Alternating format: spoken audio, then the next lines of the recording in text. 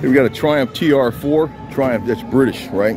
This is 63. I remember I had one that was a 66. It was a TR4A. But it looks very much like this. I can't even tell what the difference is, really. But 4-cylinder, and this puppy would move. It had like the friction shocks in the back with the lever, and you could slide this back end around. You couldn't really flip this car unless it hit like a curb or something. Yeah. For a second, I thought he was going to paint it, like getting ready to paint it, but that's how he's got it. It's all metal. So in other words, you can see that this car there's no Bondo on it, you know.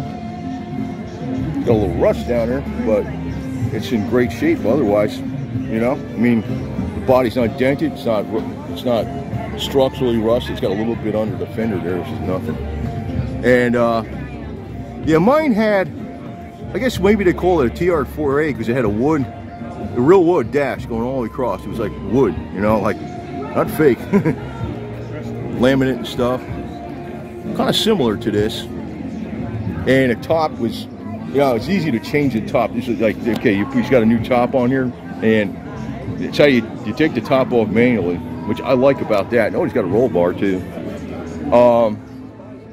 What I liked about that is, if you know, it's a lot of labor to change a convertible top on a car. And this kind of top, you just unsnap it. You want to change it. You know, the problem is if somebody goes to steal it, somebody can steal your top, right? But it's got, you know, it looks like somebody pulled out a dent over here. That might have been from dent pull, you know. Huh? Oh, I think it's hilarious. You take this is my old TR4. It's a barn find. Can you tell? Yeah. Oh, really? Yeah. Is this yours?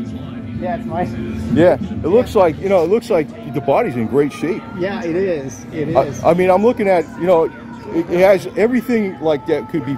It's like so little to be fixed on this thing if you wanted to make it cherry. Like somebody must have repaired a dent way down there, right? I guess. Yeah.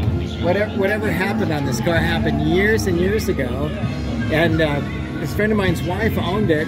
She drove it in college, and then it stopped running. So he said, "Oh, I'm going to restore it." I think he had it sandblasted, but that would have been in the 70s. And then they just parked it in southern Colorado in a barn. Well, that's why it didn't rust, because it was in a barn in southern Colorado. Yeah, and then that's where I... Well, I'm looking at the trunk floor. It's in great shape. Yeah, this thing is pretty much together. Yeah. But it's really, you know, it's a lot of fun. And and people say, well, are you going to paint it? And I'm kind of like, God, I think that kind of ruined it, you know? Well, you know what you could do is you could take some of that satin clear coat with a sponge. You know, that's not a bad idea. Yeah, just so it don't rust. Yeah. Yeah. Yeah. Yeah, I know it. But I had a TR4A in 66 a long time ago. And you did. Yeah, kind of familiar with it. But it looks like, you know, I'm looking at this, yeah, you know, that was a standard method. They used to pull dents, like drilling a hole and stuff, punch a hole. Now they use like a little the welding thing, yeah. Yeah, that little tab they tack weld them. Yeah.